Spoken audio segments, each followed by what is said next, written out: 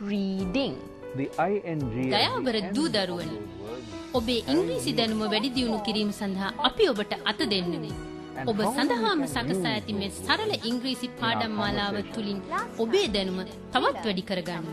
ලෝකයේ අනෙකුත් රටවල් සමග අත්වැල් බැඳගන්න අපි ඉංග්‍රීසියෙන් කතා කරමු.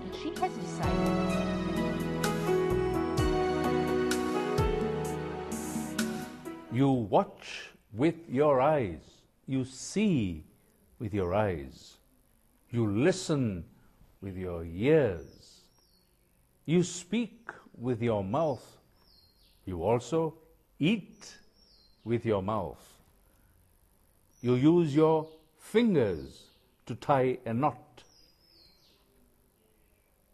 So these are different parts of the body that we are using. And with those parts of the body, we do certain things like eat or drink and even tie and climb. Yes, we climb stairs, we climb a ladder with our feet and with our legs. And again we use parts of our body to do things in a different way, like kick the ball. We kick a ball with our feet. Then you throw the ball. You throw the ball with your hand or hands. Then we walk along the road. We walk on our feet. So those are different parts of the body we use to accomplish different activities. Sometimes we can ask the question, or we might be asked the question, where did he or she go? And by what they are doing or did, we show where they have gone. Like we could say, he went swimming in the river, or he swam in the river. Where did he go? He went swimming in the river. Where did she go? She went running down the road. So those are expressions that we can use as people are moving to show where they have gone and also describe how they have gone to those different places or are doing things in those different places by using parts of their body. Think of other usages, and in fact a few more ideas and thoughts will be conveyed to you in the next few minutes in this program. So do watch, listen and learn. Visitors from another planet are called aliens. What makes them so different? Well, they're probably like you and me, but they don't look like us. What are their parts of the body? Well, the same as ours. They also have a head, eyes, a nose, a mouth, and 2 ears. They've got a neck, an arm, a hand, and fingers. They've also got 2 legs, 2 feet, and toes. Remember that 1 foot becomes 2 feet. Arm becomes arms and leg becomes legs. That doesn't change. Some of us may have large eyes. Others may have small eyes. We might have thin arms and long legs. Some of us might have short necks. Have a look at this alien. Do you think he's friendly? Have you all been to a sports meet? The participants at a sports meet are called athletes. The sports they take part in have different actions.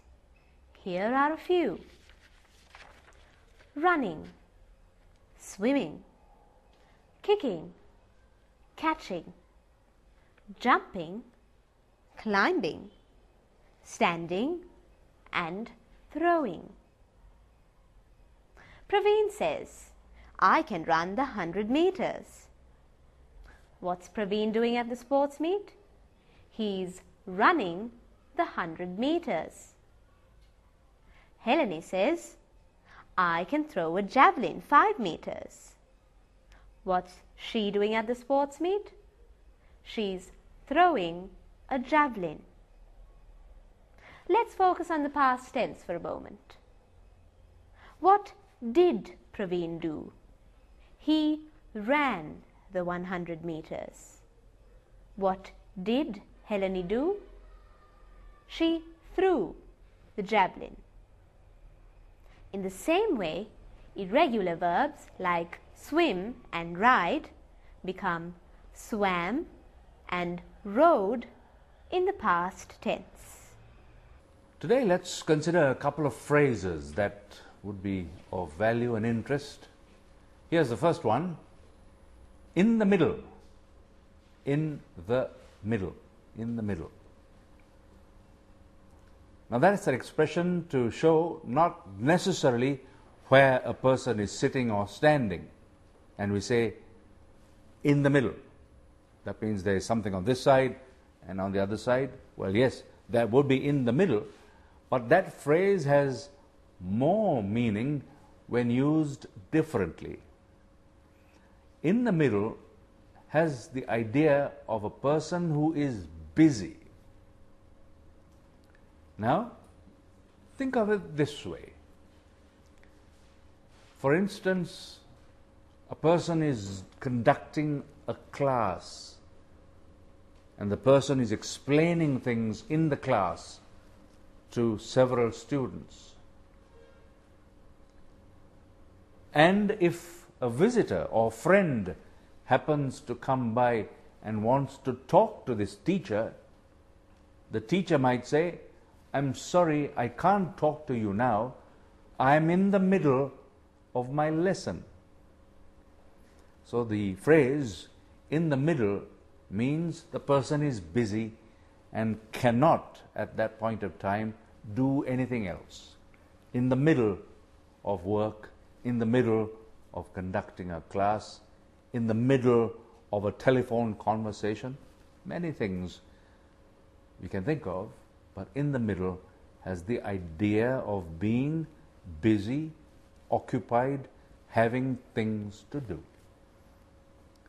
The other phrase that we would perhaps want to get to know better is at the top. At the top. Now, you know what a top of a mountain is. Well, we could say a person is at the top of a mountain. That meaning is correct. Or you may have a pile of books kept over each other, and so it comes to about 10 or 20 books all piled up. And there is one more thing to put right at the top of the pile. Well, that also is correct, at the top. But the phrase we are thinking of right now is not any of those, mountains or at the top of a pile of books, but at the top in the sense or with the idea of explaining a person's position in whatever he or she is doing. So you can think of a famous athlete or a famous cricketer, a well-known cricketer. And if he is a famous bowler, you might think of one. Well, that famous bowler has grabbed or had so many wickets that you could refer to such a cricketer or bowler as being at the top of his class. He's at the top of the bowling figures, meaning he has the biggest number or the best results. So at the top.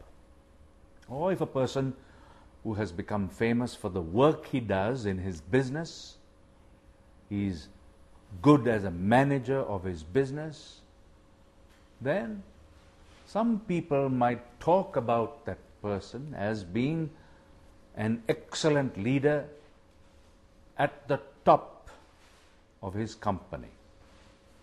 So that also is an expression. Good expression. Keep that in mind. Learn it, use it, and have fun doing it. Bye then.